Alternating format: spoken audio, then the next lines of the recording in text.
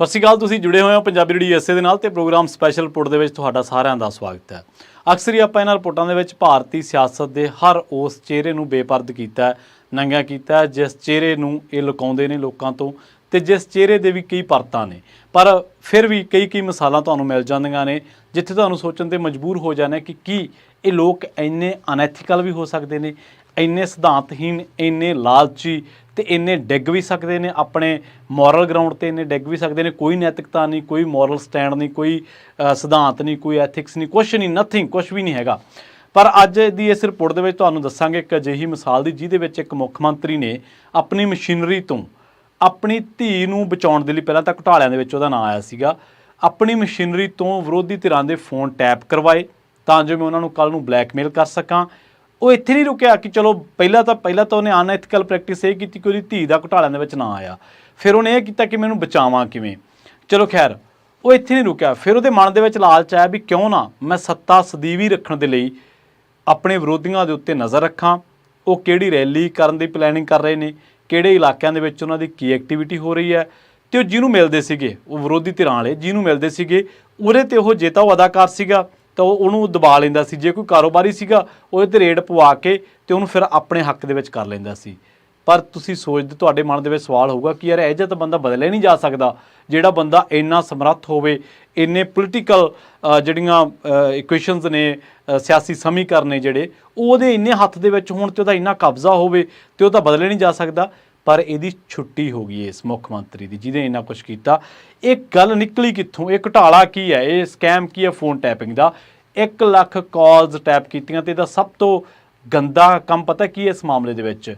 ਕਿ ਉਹਨਾਂ ਦੇ ਨਿੱਜੀ ਪਲਾਂ 'ਤੇ ਵੀ ਨਜ਼ਰ ਰੱਖੀ ਗਈ, ਜਿਹੜੇ ਆਪਾਂ ਆਪਣੇ ਪਰਿਵਾਰਾਂ ਦੇ ਵਿੱਚ ਆਪਣੇ ਬੱਚਿਆਂ ਦੇ ਨਾਲ ਬਹਿ ਕੇ ਬਿਤਾਉਣੇ ਜਿਹੜੇ ਪਲ, ਉਹਨਾਂ 'ਤੇ ਵੀ ਨਜ਼ਰ ਰੱਖੀ ਗਈ ਅਤੇ ਉਹਨਾਂ ਦੀਆਂ ਗੱਲਾਂ ਸੁਣੀਆਂ ਗਈਆਂ ਕਿ ਕੀ ਗੱਲਾਂ ਕਰਦੇ ਆ। ਅਤੇ ਇਸ ਕੰਮ ਦੇ ਵਿੱਚ ਉਹ ਮੁੱਖ ਮੰਤਰੀ ਇਕੱਲਾ ਨਹੀਂ ਸੀਗਾ, ਸਾਬਕਾ ਹੋ ਗਿਆ ਹੁਣ ਤਾਂ, ਉਹਦੀ ਸਰਕਾਰੀ ਮਸ਼ੀਨਰੀ ਨੇ ਵੀ ਉਹਦਾ ਸਾਥ ਦਿੱਤਾ। ਅਤੇ ਸਭ ਤੋਂ ਘਟੀਆ ਮੈਨੂੰ ਕੰਮ ਇਹ ਲੱਗਿਆ ਕਿ ਚਲੋ ਜਿਹੜੇ ਲੋਕ ਜਿਨ੍ਹਾਂ ਦਾ ਕੰਮ ਹੀ ਸਿਆਸਤ ਕਰਨਾ, ਜਿਨ੍ਹਾਂ ਦਾ ਕੰਮ ਹੀ ਸਿਆਸਤ ਦੇ ਵਿੱਚ ਕੰਧਲੇ ਕੰਮ ਕਰਨਾ, ਉਹ ਤਾਂ ਚਲੋ ਸੱਤਾ ਬਚਾਉਣ ਦੇ ਲਈ ਕੁਛ ਕਰਨ, ਪਰ ਜਿਹੜੇ ਸੱਤਾ ਦੇ ਵਿੱਚ ਜਿਹੜੇ ਲੋਕ ਉਹਨਾਂ ਦੇ ਨਾਲ ਨੇ, ਜਿਹੜੇ ਸਰਕਾਰੀ ਡਿਊਟੀ 'ਤੇ ਨੇ, ਜਿਹੜੇ ਪੁਲਿਸ ਵਾਲੇ ਨੇ, ਜਿਨ੍ਹਾਂ ਦਾ ਕੰਮ ਸਿਰਫ ਨਜ਼ਰ ਰੱਖਣਾ, ਸੁਰੱਖਿਆ ਕਰਨਾ, ਉਹ ਵੀ ਨਾਲ ਗਲਤਾਨ ਹੋ ਗਏ ਇਸ ਕੰਮ ਦੇ ਵਿੱਚ। ਅਤੇ ਇਹਦੇ ਵਿੱਚ ਕੋਈ ਦੋ ਰਾਏ ਨਹੀਂ ਕਿ ਸੱਤਾ ਨੇ ਪਹਿਲਾਂ ਵੀ ਆਪਣੇ ਨੇੜਲੇ ਲੋਕਾਂ ਦੀ ਜਸੂਸੀ ਦਾ ਕੰਮ ਸੱਤਾ ਵੱਲੋਂ ਕਰਨਾ ਕੋਈ ਨਵਾਂ ਨਹੀਂ ਹੈ।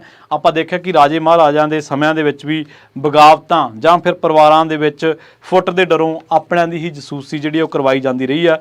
ਪਰ ਉਹ ਤਾਂ ਉਹਨਾਂ ਦੇ ਰਾਜ ਭਾਗ ਦੀ ਗੱਲ ਸੀ ਨਾ, ਉਹ ਤਾਂ ਉੱਥੇ ਤਾਂ ਕੋਈ ਵੋਟ ਨਹੀਂ ਸੀ ਪੈਂਦੀ, ਕੋਈ ਕੁਛ ਨਹੀਂ ਸੀ, ਸਿਰਫ ਬਾਹਰੀ ਦੁਸ਼ਮਣ ਨਹੀਂ ਸੀ ਹੁੰਦੇ ਸੱਤਾ ਦੇ, ਕਈ ਹੋਰ ਦੁਸ਼ਮਣ ਵੀ ਹੁੰਦੇ ਸੀਗੇ। ਖੈਰ, ਉਸ ਤੋਂ ਬਾਅਦ ਕੀ ਹੈ ਕਿ ਕਈ ਵਾਰੀ ਅੰਦਰੂਨੀ ਦੁਸ਼ਮਣ ਕਹਿੰਦੇ ਬਾਹਰੀ ਦੁਸ਼ਮਣ ਨਾਲੋਂ ਜ਼ਿਆਦਾ ਖਤਰਨਾਕ ਹੁੰਦਾ। ਪਰ ਹੁਣ ਤਾਂ ਲੋਕਾਂ ਦੁਆਰਾ ਚੁਣੀਆਂ ਸਰਕਾਰਾਂ ਨੇ ਜਿਹੜੀਆਂ ਲੋਕਾਂ ਦੇ ਹੱਕ ਦੇ ਵਿੱਚ, ਲੋਕਾਂ ਦੇ ਦਿੱਤੇ ਟੈਕਸਾਂ ਤੋਂ ਪਲਦੀਆਂ ਨੇ ਅਤੇ ਤਨਖਾਹ ਲੈਂਦੀਆਂ ਨੇ ਅਤੇ ਕੰਮ ਕਰਦੀਆਂ ਨੇ। ਪਰ ਇਹੋ ਜਿਹਾ ਗੈਰ ਅਖਲਾਕੀ ਕੰਮ ਕਰਨ ਦੇ ਵਿੱਚ ਵੀ ਉਹ ਬਿਨਾਂ ਕਿਸੇ ਸੰਕੋਚ ਤੋਂ ਕਰਦੇ ਨੇ। ਅਤੇ ਸਿਆਸਤ ਬਾਰੇ ਕਿਹਾ ਜਾਂਦਾ ਕਿ ਉਹਦਾ ਕੋਈ ਮਿਆਰ ਨਹੀਂ ਹੈ, ਕੋਈ ਅਖਲਾਕ ਨਹੀਂ ਹੈ। ਪਰ ਇੱਥੇ ਤਾਂ ਸਰਕਾਰੀ ਮਸ਼ੀਨਰੀ ਵੀ ਲੋਕਾਂ ਦੀ ਨਿਜਤਾ ਦੀ ਦੁਸ਼ਮਣ ਬਣੀ ਹੋਈ ਪ੍ਰਤੀਤ ਹੁੰਦੀ ਹੈ। ਮਸਲਾ ਕੀ ਹੈ? ਪੂਰਾ ਮਸਲੇ 'ਤੇ ਆਉਣੇ ਆ।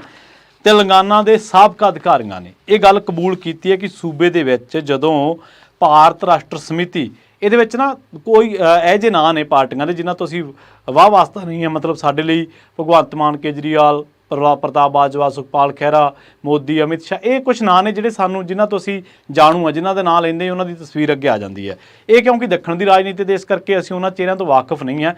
ਪਰ ਇਹਦੇ ਵਿੱਚ 1-2 ਨਾਂ ਐਸੇ ਆ ਜਦੋਂ ਉਹ ਆਏ ਅਤੇ ਉਦੋਂ ਤੁਸੀਂ ਪਹਿਚਾਣ ਜਾਓਗੇ ਵੀ ਇਹ ਪੂਰਾ ਮਾਮਲਾ ਕੀ ਹੈ ਅਤੇ ਬੁਣਤੀ ਕਿਵੇਂ ਬੁਣੇਗੀ। ਖੈਰ, ਸਾਬਕਾ ਅਧਿਕਾਰੀਆਂ ਨੇ ਕਬੂਲ ਕੀਤਾ ਕਿ ਸੂਬੇ ਦੇ ਵਿੱਚ ਜਿਹੜੀ ਭਾਰਤ ਰਾਸ਼ਟਰ ਸਮਿਤੀ ਦੀ ਸਰਕਾਰ ਸੀਗੀ ਉਦੋਂ ਵੱਡੇ ਪੱਧਰ 'ਤੇ ਜਸੂਸੀ ਆਪਰੇਸ਼ਨ ਚਲਾਏ ਅਸੀਂ, ਅਤੇ ਇਹਨਾਂ ਖੁਲਾਸਿਆਂ ਕਰਕੇ ਪਾਰਟੀ ਦੀ ਲੀਡਰਸ਼ਿਪ ਗਹਿਰੇ ਵਿਵਾਦ ਦੀ ਜ਼ਦ ਦੇ ਵਿੱਚ ਆ ਗਈ ਹੈ। ਟਾਸਕ ਫੋਰਸ ਦੇ ਸਾਬਕਾ OSD N ਰਾਧਾ ਕ੍ਰਿਸ਼ਨਨ ਰਾਓ ਅਤੇ ਸਾਬਕਾ ਵਧੀਕ SP N ਭਚੰਗ ਰਾਓ ਨੇ ਸੱਤਾ ਦੀ ਦੁਰਵਰਤੋਂ ਦੇ ਬਹੁਤ ਹੀ ਪਰੇਸ਼ਾਨ ਕਰਨ ਵਾਲੇ ਖੁਲਾਸੇ ਕੀਤੇ ਨੇ। ਅਤੇ ਜਿੱਥੇ ਨਾ ਕੇਵਲ ਸਿਆਸੀ ਮੁਫਾਦਾਂ ਦੇ ਲਈ ਸਰਕਾਰੀ ਮਸ਼ੀਨਰੀ ਦੀ ਵਰਤੋਂ ਕੀਤੀ ਹੈ, ਸਗੋਂ ਵਿਰੋਧੀ ਧਿਰ ਦੀ ਸੰਘੀ ਕੁੱਟਣ ਅਤੇ ਅਸਹਿਮਤੀ ਦੀਆਂ ਆਵਾਜ਼ਾਂ ਨੂੰ ਦਬਾਉਣ ਦੇ ਲਈ ਵੀ ਇਹਦਾ ਇਸਤੇਮਾਲ ਕੀਤਾ ਜਾਂਦਾ ਰਿਹਾ। ਸਾਬਕਾ ਸੀਨੀਅਰ ਅਫਸਰਾਂ ਦੇ ਇਹਨਾਂ ਖੁਲਾਸਿਆਂ ਦੇ ਵਿੱਚ ਵੇਰਵੇ ਦਿੱਤੇ ਗਏ ਆ ਕਿ ਕਿਵੇਂ ਸਾਬਕਾ ਮੁੱਖ ਮੰਤਰੀ K ਚੰਦਰਸ਼ੇਖਰ ਰਾਓ, ਜਿਹੜਾ ਕਿ ਤੇਲੰਗਾਨਾ ਦਾ ਆਗੂ ਰਿਹਾ ਅਤੇ 2014 ਤੋਂ 2014 ਤੋਂ 2023 ਤੱਕ ਇਹ ਮੁੱਖ ਮੰਤਰੀ ਰਿਹਾ ਉੱਥੋਂ ਦਾ, ਇਹਨੇ ਅਤੇ ਉਹਦੇ ਭਤੀਜੇ ਸਮੇਤ ਸਰਕਾਰ ਦੀਆਂ ਕੁਝ ਵੱਡੀਆਂ ਹਸਤੀਆਂ ਨੇ ਫੋਨ ਟੈਪਿੰਗ ਆਪਰੇਸ਼ਨਾਂ ਦੀ ਵਿਉਂਤਬੰਦੀ ਕੀਤੀ। ਕਿ ਕਿਹਦੇ फ़ोन टैप करने हैं तो अपने सियासी विरोधियों पत्रकारों ते सरकार के आलोचकों नूं गैर कानूनी जसूसी का निशाना बनाया। हुण जिहड़े ये बंदा जिहड़ा सामने आया असल दे विच जिहड़े नाल फ़ोन टैपिंग विवाद तेलंगाना दे विच जिहने हिला के रख दिता है। इंटैलीजेंस ब्यूरो का साबका जिहड़ा मुखी है टी प्रभाकर उहनूं दोषी नंबर 1 मन्निया गया। दोष ये है कि उन्हें ਭਾਰਤ ਰਾਸ਼ਟਰ ਸਮਿਤੀ ਦੇ ਹੁਕਮਾਂ ਦੇ ਉੱਤੇ ਤੇ ਚੰਦਰ ਸ਼ੇਖਰ ਰਾਓ ਦੀ ਵਿਉਂਤਬੰਦੀ ਨੂੰ ਸਿਰੇ ਚਾੜਿਆ ਤੇ ਫਿਰ ਜਿਹੜੇ ਵਿਰੋਧੀ ਲੀਡਰ ਸੀਗੇ ਉਹਨਾਂ ਦੇ ਫੋਨ ਟੈਪ ਕਰਾਏ। ਇਹ ਬੰਦਾ ਇਸ ਵੇਲੇ ਅਮਰੀਕਾ ਦੇ ਵਿੱਚ ਹੈ ਤੇ ਇਹਦੇ ਖਿਲਾਫ ਲੋਕਆਊਟ ਸਰਕੂਲਰ ਜਿਹੜਾ ਉਹ ਜਾਰੀ ਕੀਤਾ ਗਿਆ ਤੇ ਦੱਸਦੇ ਆ ਕਿ 1 ਲੱਖ ਕਾਲ ਜਿਹੜੀ ਆ ਉਹ ਟੈਪ ਕੀਤੀ ਗਈ ਹੈ ਇਹਨਾਂ ਸਾਰਿਆਂ ਨੇ ਰਲ ਕੇ। ਖੈਰ ਹੁਣ ਅੱਗੇ ਲਾਉਣ ਜਾਂਦੇ ਆ, ਚੱਲਦੇ ਹਾਂ ਆਪਾਂ। ਇਹ ਵੀ ਦੋਸ਼ ਲਾਇਆ ਕਿ ਇਸ ਸਾਜ਼ਿਸ਼ ਦਾ ਦਾਇਰਾ ਬਹੁਤ ਵੱਡਾ ਸੀ ਜਿਸ ਕਰਕੇ ਮਾਮਲਾ ਹੁਣ ਕਾਫੀ ਭੱਗ ਗਿਆ। ਸਾਬਕਾ ਅਧਿਕਾਰੀ ਰਾਧਾ ਕ੍ਰਿਸ਼ਨ ਰਾਓ ਨੇ ਦਾਅਵਾ ਕੀਤਾ ਕਿ ਚੰਦਰ ਸ਼ੇਖਰ ਰਾਓ ਦੀ ਇਹ ਯੋਜਨਾ ਸਕੀਮ ਸੀਗੀ ਕਿ ਭਾਰਤੀ ਜਨਤਾ ਪਾਰਟੀ ਦੇ ਸੀਨੀਅਰ ਆਗੂ ਸੰਜੇ ਕੁਮਾਰ ਨੂੰ ਗ੍ਰਿਫਤਾਰ ਕਰਵਾਇਆ ਜਾਵੇ। ਕਿਉਂ ਕਰਾਉਣਾ ਚਾਹੁੰਦਾ ਸੀ? ਹੁਣ ਭਾਰਤੀ ਜਨਤਾ ਪਾਰਟੀ ਨਾਲ ਰਲ ਕੇ ਤਾਂ ਉਹ ਚੋਣਾਂ ਲੜ ਰਿਹਾ, ਕਿਉਂ ਕਰਾਉਣਾ ਚਾਹੁੰਦਾ ਸੀ? ਉਹਨੂੰ ਉਮੀਦ ਸੀ ਕਿ ਇਹ ਜੇ KCR ਦੀ ਧੀ ਕਵਿਤਾ ਦੇ ਖਿਲਾਫ ਇਨਫੋਰਸਮੈਂਟ ਡਾਇਰੈਕਟੋਰੇਟ ਦਾ ਕੇਸ ਰੱਦ ਕਰਵਾਉਣ ਦੇ ਲਈ ਭਾਰਤੀ ਜਨਤਾ ਪਾਰਟੀ ਉੱਪਰ ਮੈਂ ਦਬਾਅ ਬਣਾਊਂਗਾ।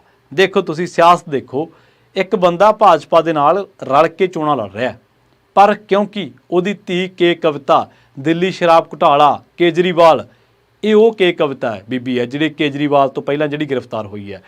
ਉਹ ਕਹਿੰਦਾ ਕਿ ਮੈਂ ਆਪਣੀ ਧੀ ਨੂੰ ਘੁਟਾਲੇ ਤੋਂ ਬਚਾਉਣਾ ਤੇ ਇਸ ਕਰਕੇ ਮੈਂ ਆਪਣੀ ਹੀ ਸਹਿਯੋਗੀ ਪਾਰਟੀ ਉਹਦੇ ਲੀਡਰ ਨੂੰ ਮੈਂ ਗ੍ਰਿਫਤਾਰ ਕਰਵਾਵਾਂ ਤਾਂ ਜੋ ਬਾਅਦ ਦੇ ਵਿੱਚ ਮੈਂ ਪਾਰਟੀ ਤੇ ਦਬਾਅ ਬਣਾਵਾਂ ਕਿ ਬਈ ਮੈਂ ਤੁਹਾਡਾ ਬੰਦਾ ਗ੍ਰਿਫਤਾਰ ਕੀਤਾ, ਤੁਸੀਂ ਮੇਰੀ ਬੱਚੀ ਦਾ ਧੀ ਦਾ ਕੇਸ ਰਫਾ ਦਫਾ ਕਰੋ ਤੇ ਤੁਸੀਂ ਕੀ ਲੈਣਾ ਇਹਨਾਂ ਪਚੜਿਆਂ ਤੋਂ, ਮੈਂ ਤੁਹਾਡਾ ਬੰਦਾ ਛੱਡ ਦਿੰਦਾ। ਇਹਨੂੰ ਕਹਿੰਦੇ ਪੋਲੀਟੀਕਲ ਸੌਦੇਬਾਜ਼ੀ, ਸਿਆਸੀ ਸੌਦੇਬਾਜ਼ੀ। ਦੇਖੋ ਕੋਈ ਕਾਨੂੰਨ ਨਹੀਂ, ਕੋਈ ਜਾਂਚ ਨਹੀਂ, ਕੋਈ ਏਜੰਸੀ ਨਹੀਂ ਕਿ ਆਪਣੇ ਪੱਧਰ ਤੇ ਤੈਅ ਕਰ ਰਿਹਾ ਕਿ ਜੇਕਰ ਮੇਰੀ ਧੀ ਫਸ ਗਈ ਹੈ ਕਿਸੇ ਘੁਟਾਲੇ ਦੇ ਵਿੱਚ ਤਾਂ ਮੈਂ ਉਹਨਾਂ ਦਾ ਬੰਦਾ ਫਸਾ ਕੇ ਹਿਸਾਬ ਬਰਾਬਰ ਕਰ ਲੈਣਾ। ਖੈਰ ਅੱਗੇ ਆਉਣੇ ਆ। ਕਵਿਤਾ ਦੇ ਖਿਲਾਫ ਦਿੱਲੀ ਸ਼ਰਾਬ ਘੁਟਾਲੇ ਦੇ ਵਿੱਚ ਸਬੰਧ ਦੇ ਵਿੱਚ ਕੇਸ ਦਰਜ ਕੀਤਾ ਗਿਆ ਸੀ। ਇਹਦੇ ਸਕੈਂਡਲ ਦਾ ਇੱਕ ਹੋਰ ਅਹਿਮ ਪਹਿਲੂ ਇਹ ਹੈ ਕਿ BRS ਦੇ ਫੰਡਾਂ ਨੂੰ ਟਿਕਾਣੇ ਤੇ ਪਹੁੰਚਾਉਣ ਦੇ ਲਈ ਕਥਿਤ ਤੌਰ ਤੇ ਸਰਕਾਰੀ ਸਾਧਨਾਂ ਦਾ ਇਸਤੇਮਾਲ ਕੀਤਾ ਗਿਆ ਜਦੋਂ ਕਿ ਵਿਰੋਧੀ ਪਾਰਟੀਆਂ ਦੇ ਫੰਡ ਜ਼ਬਤ ਕੀਤੇ ਜਾ ਰਹੇ ਸਨ ਤਾਂ ਕਿ ਚੋਣ ਨਤੀਜਿਆਂ ਨੂੰ ਪ੍ਰਭਾਵਿਤ ਕੀਤਾ ਜਾ ਸਕੇ। ਇਸ ਸਮੁੱਚੇ ਘਟਨਾਕ੍ਰਮ ਦੀ ਸ਼ੁਰੂਆਤ ਹੁੰਦੀ ਹੈ 2018 ਦੇ ਵਿੱਚ ਤੇ 2023 ਦੀਆਂ ਵਿਧਾਨ ਸਭਾ ਚੋਣਾਂ ਦੇ ਵਿੱਚ ਇਹ ਸਿਖਰ ਤੇ ਪਹੁੰਚ ਗਈ। ਤੁਸੀਂ ਦੇਖੋ ਇੱਕ ਬੰਦਾ ਸਾਰਾ ਕੁਝ ਹੀ ਸੈੱਟ ਕਰ ਰਿਹਾ, ਉਹ ਵਿਰੋਧੀ ਪਾਰਟੀਆਂ ਦੇ ਫੋਨ ਟੈਪ ਕਰਾ ਰਿਹਾ, ਉਹ ਸਾਰਾ ਕੁਝ ਕਰ ਰਿਹਾ, ਸਾਰਾ ਕੁਝ ਵੇਖ ਰਿਹਾ ਕਿੱਥੇ ਕਿੱਥੇ ਕੀ ਤੇ ਬਰਾਬਰ ਉਹਨਾਂ ਦੇ ਜਾ ਕੇ ਉਹਨਾਂ ਦੀਆਂ ਚਾਲਾਂ ਨੂੰ, ਉਹਨਾਂ ਦੀਆਂ ਸਕੀਮਾਂ ਨੂੰ, ਉਹਨਾਂ ਦੀਆਂ ਸਿਆਸੀ ਰੈਲੀਆਂ ਨੂੰ, ਉਹਨਾਂ ਦੀਆਂ ਸਿਆਸੀ ਤੌਰ ਤੇ ਜੋ ਸਰਗਰਮੀਆਂ ਸੀ ਉਹਨਾਂ ਸਾਰੇ ਕਾਸੇ ਨੂੰ ਤਹਿਸ ਨਹਿਸ ਕਰ ਰਿਹਾ। ਪਰ ਕੀ ਗੱਦੀ ਬਚ ਗਈ? ਨਹੀਂ ਬਚੀ ਗੱਦੀ। ਖੈਰ ਤੇ ਉਸ ਤੋਂ ਬਾਅਦ ਕਹਿੰਦੇ ਕਿ ਇਹ ਫਰੌਤੀਆਂ ਜਦੋਂ ਕਿ ਗੈਰ ਕਾਨੂੰਨੀ ਤੇ ਜਸੂਸੀ ਤੇ ਗੈਰ ਕਾਨੂੰਨੀ ਸਰਗਰਮੀਆਂ ਦੀ ਖੁੱਲ੍ਹ ਕੇ ਵਰਤੋਂ ਕੀਤੀ ਗਈ। ਫਰੌਤੀਆਂ ਤੇ ਬਲੈਕਮੇਲਿੰਗ ਦੇ ਇਸ ਧੰਦੇ ਦੇ ਵਿੱਚ ਕੁਝ ਉੱਚ ਅਧਿਕਾਰੀਆਂ ਦੀ ਮਿਲੀਭੁਗਤ ਸਰਕਾਰੀ ਪੱਧਰਾਂ ਦੇ ਵਿੱਚ ਰਸਾਤਲ ਦੀ ਬਹੁਤ ਮਾੜੀ ਤਸਵੀਰ ਪੇਸ਼ ਕਰ ਰਹੀ ਹੈ। ਗੁਪਤ ਸੰਦੇਸ਼ ਪੜ੍ਹਨ ਦੇ ਲਈ ਸੂਖਮ ਤਕਨਾਲੋਜੀ ਦੀ ਵਰਤੋਂ ਨਿੱਜਤਾ ਦੇ ਅਧਿਕਾਰਾਂ ਦੀ ਘੋਰ ਉਲੰਘਣਾ ਹੈ। ਇਸ ਕਰਕੇ ਇਸ ਮਾਮਲੇ ਦੀ ਮੁਕੰਮਲ ਜਾਂਚ ਹੋਣੀ ਚਾਹੀਦੀ ਹੈ। ਨਾਲ ਹੀ ਸਿਆਸੀ ਅਹਿਲਕਾਰਾਂ ਤੋਂ ਲੈ ਕੇ ਇਹਨਾਂ ਸਰਗਰਮੀਆਂ ਨੂੰ ਅੰਜਾਮ ਦੇਣ ਵਾਲੇ ਅਫਸਰਾਂ ਤੱਕ ਜਵਾਬਦੇਹੀ ਤੈਅ ਕੀਤੀ ਜਾਣੀ ਬਣਦੀ ਹੈ। ਤੇਲੰਗਾਨਾ ਦਾ ਭਵਿੱਖ ਇਸ ਗੱਲ ਤੇ ਮੁਨਸਰ ਕਰਦਾ ਕਿ ਉੱਥੋਂ ਦੀ ਨਿਆਂਪਾਲਿਕਾ ਅਤੇ ਨਾਗਰਿਕ ਸਮਾਜ ਇਹਨਾਂ ਘੋਰ ਬੇਨਿਯਮੀਆਂ ਦੇ ਨਾਲ ਕਿਵੇਂ ਨਜਿੱਠਦੇ ਨੇ। ਇਸੇ ਤਰ੍ਹਾਂ ਹੀ ਇਹਨਾਂ ਗੈਰ ਲੋਕਰਾਜੀ ਅਮਲਾਂ ਦੀ ਰੋਕਥਾਮ ਦੇ ਵੱਲ ਵਧਿਆ ਜਾ ਸਕਦਾ ਹੈ। ਹੁਣ ਉਸ ਤੋਂ ਬਾਅਦ ਕਹਿੰਦੇ ਕਿ ACP N ਭੁਜੰਗਾ ਰਾਓ ਨੂੰ ਵੀ ਇਸ ਮਾਮਲੇ ਦੇ ਵਿੱਚ ਗ੍ਰਿਫਤਾਰ ਕੀਤਾ ਗਿਆ ਤੇ ਜਿਹੜਾ ਉਹਨੇ ਦੱਸਿਆ ਗਿਆ ਕਿ DCP ਇੱਕ ਤਿਰੂਪਰੰਨਾ ਮਤਲਬ ਜਿਹਨੂੰ ਗ੍ਰਿਫਤਾਰ ਕੀਤਾ ਗਿਆ। ਜੇ ਇੱਕ ਹੋਰ ਬੰਦਾ ਇਸ ਮਾਮਲੇ ਦੇ ਵਿੱਚ ਪ੍ਰਭਾਕਰ ਰਾਓ ਜਿਹੜਾ ਉਹ ਬੰਦਾ ਬੜਾ ਮਤਲਬ ਇੱਥੋਂ ਦੀ ਰਾਜਨੀਤੀ ਦੇ ਵਿੱਚ ਬੜਾ ਵੱਡਾ ਨਾਮ ਮੰਨਿਆ ਜਾਂਦਾ ਹੈ। ਪਰ ਕਹਿੰਦੇ ਕਿ ਹੁਣ ਪ੍ਰਭਾਕਰ ਰਾਓ ਦਾ ਨਾਂ ਕਿਉਂ ਆ ਗਿਆ ਇਹਦੇ ਵਿੱਚ, ਕਿਉਂਕਿ ਉਹ ਤਾਂ ਬੰਦਾ ਛਵੀ ਸਾਫ ਵਾਲਾ ਸੀਗਾ। ਉਹ ਕਹਿੰਦੇ ਕਿ ਇਹ ਪ੍ਰਭਾਕਰ ਰਾਓ ਇਹ ਹੈ ਜਿਹਨੇ ਕੰਪਿਊਟਰ ਸਿਸਟਮਾਂ ਨੂੰ ਜਿੱਥੇ ਬਹਿ ਕੇ ਸਾਰਾ ਕੁਝ ਕਰਨਾ ਸੀ ਉਹਦੇ ਲਈ ਇੱਕ ਸਕੂਲ ਦੀ ਬਿਲਡਿੰਗ ਦੱਸੀ ਉਹ ਬੰਦੇ ਨੇ।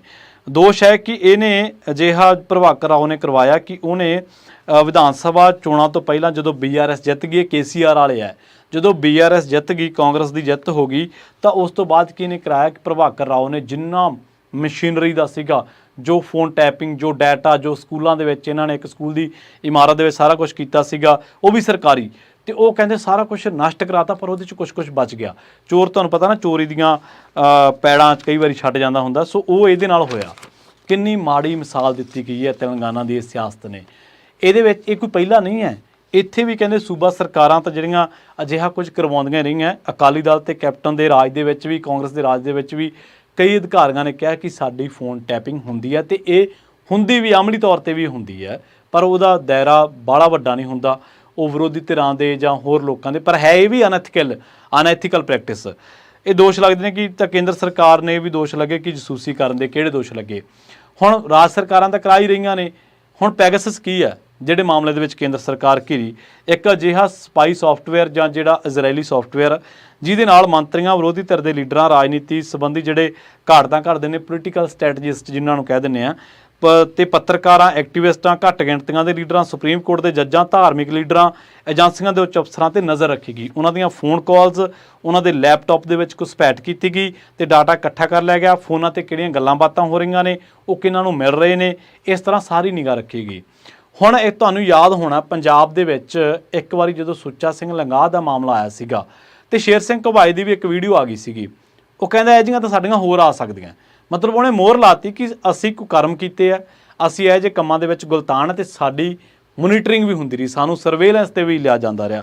ਖੈਰ, ਤੇ ਉਸ ਤੋਂ ਬਾਅਦ ਜਦੋਂ ਕੇਂਦਰ ਸਰਕਾਰ ਨੇ ਸਾਰਾ ਕੁਝ ਕਰਾਇਆ, ਚਾਹੇ ਉਹ ਸਾਰਿਆਂ ਦੀਆਂ ਕਾਲਾਂ ਰਿਕਾਰਡ ਕਰਾਈਆਂ, ਜਦੋਂ ਇਹ ਮਾਮਲਾ ਅਦਾਲਤ ਦੇ ਵਿੱਚ ਗਿਆ ਤਾਂ ਕੇਂਦਰ ਸਰਕਾਰ ਕਹਿੰਦੀ ਕਿ ਦੇਸ਼ ਦੀ ਸੁਰੱਖਿਆ ਦੇ ਲਈ ਕੀਤਾ ਗਿਆ ਸੀਗਾ। ਇਹ ਜੇਕਰ ਦੇਸ਼ ਦੀ ਸੁਰੱਖਿਆ ਦੇ ਲਈ ਕੀਤਾ ਗਿਆ ਸੀ ਤਾਂ ਪੱਤਰਕਾਰਾਂ ਦੀਆਂ ਕਾਲਾਂ ਪੱਤਰਕਾਰਾਂ 'ਤੇ ਨਜ਼ਰ ਰੱਖਣੀ ਸੀ, ਧਾਰਮਿਕ ਲੀਡਰਾਂ 'ਤੇ ਰੱਖਣੀ ਸੀ, ਸੁਪਰੀਮ ਕੋਰਟ ਦੇ ਜੱਜਾਂ 'ਤੇ ਨਜ਼ਰ ਰੱਖਣੀ ਸੀ, ਵਿਰੋਧੀ ਧਿਰਾਂ ਦੇ ਲੀਡਰਾਂ 'ਤੇ ਨਜ਼ਰ ਰੱਖਣੀ ਸੀ। ਖੈਰ, ਤੇ ਉਸ ਤੋਂ ਬਾਅਦ ਕਹਿੰਦੇ ਕਿ ਉਸ ਤੋਂ ਬਾਅਦ ਕੋਈ ਠੋਸ ਜਵਾਬ ਇਸ ਮਾਮਲੇ ਦੇ ਵਿੱਚ ਨਹੀਂ, ਬਲਕਿ ਹੁਣ ਇਹਦਾ ਮਤਲਬ ਇਹ ਬਣਦਾ ਕਿ ਆਪਣੇ ਸਿਆਸੀ ਹਿੱਤਾਂ ਖਾਤਰ ਦੇਸ਼ ਦੇ ਪੈਸੇ ਨਾਲ ਦੇਸ਼ ਦੇ ਹੀ ਕੁਝ ਲੋਕਾਂ, ਕੁਝ ਧਿਰਾਂ ਦੇ ਉੱਤੇ ਸਿਰਫ ਨਜ਼ਰ ਹੀ ਨਹੀਂ ਰੱਖੀ ਗਈ, ਬਲਕਿ ਉਹਨਾਂ ਦੀ ਨਿਜਤਾ ਦਾ ਵੀ ਹਨਨ ਕੀਤਾ ਗਿਆ। ਉਹਨਾਂ ਦੇ ਪ੍ਰਾਈਵੇਟ ਪਲ, ਉਹਨਾਂ ਦੇ ਪਰਿਵਾਰਕ ਪਲ ਜਿਹੜੇ ਹੁੰਦੇ ਆ, ਉਹਨਾਂ 'ਤੇ ਵੀ ਨਜ਼ਰ ਰੱਖੀ ਗਈ। ਸੋ ਇਹ ਇੱਕ ਤਰ੍ਹਾਂ ਦੀ ਗਲਤਾਨ ਹੋਈ ਮਿਸਾਲ ਤੇਲੰਗਾਨਾ ਦੀ ਸੀ, ਪਰ ਗਾਹੇ ਬਗਾਹੇ ਇਹ ਸਿਆਸਤਦਾਨ ਇਹੋ ਜਿਹੇ ਅਨੈਥੀਕਲ, ਗੈਰ ਇਖਲਾਕੀ, ਗੈਰ ਸਿਧਾਂਤਕ ਤੇ ਅਸੂਲਾਂ ਤੋਂ ਪਰੇ, ਜਿਹਦਾ ਕੋਈ ਅਸੂਲ ਨਹੀਂ ਹੈ, ਇਸ ਤਰ੍ਹਾਂ ਦੀਆਂ ਗੈਰ ਕਾਨੂੰਨੀ ਗਤੀਵਿਧੀਆਂ ਕਰਦੇ ਰਹਿੰਦੇ ਨੇ। ਸੋ ਦੇਖਦੇ ਹਾਂ ਤੇਲੰਗਾਨਾ ਦਾ ਸਮਾਜ, ਉੱਥੋਂ ਦੇ ਨਾਗਰਿਕ, ਉੱਥੋਂ ਦੀ ਜੁਡੀਸ਼ਰੀ, ਉੱਥੋਂ ਦੀ ਮਸ਼ੀਨਰੀ ਇਹਨਾਂ ਚੀਜ਼ਾਂ ਦਾ ਕਿਵੇਂ ਜਵਾਬ ਦਿੰਦੀ ਹੈ, ਕਿਉਂਕਿ ਕੇ ਚੰਦਰਸ਼ੇਖਰ ਜਿਹੜਾ ਸੀਗਾ ਉਹ ਹੁਣ ਗੱਦੀ 'ਤੇ ਨਹੀਂ ਹੈ। ਉਹ ਹੁਣ ਲੀਡਰਸ਼ਿਪ ਦੂਜੇ ਵਿਰੋਧੀ ਧਿਰਾਂ ਦੇ ਵਿੱਚ ਹੈ, ਪਰ ਵਿਰੋਧੀ ਧਿਰ ਦਾ ਵੀ ਉਹ ਲੀਡਰ ਹੈ ਜਿਹਦੇ ਨਾਂ ਹੁਣ ਦੱਸਿਆ ਗਿਆ KCR, ਕੇ ਚੰਦਰਸ਼ੇਖਰ ਰਾਓ ਹੈ। ਕੇ ਕਵਿਤਾ ਨੂੰ ਬਚਾਉਣ ਤੇ ਵਿਰੋਧੀ ਧਿਰਾਂ 'ਤੇ ਨਜ਼ਰ ਰੱਖਣ ਦੇ ਲਈ ਇਹ ਬੰਦਾ ਕਿੰਨਾ ਗਲਤਾਨ ਹੁੰਦਾ ਗਿਆ। ਬਹੁਤ ਬਹੁਤ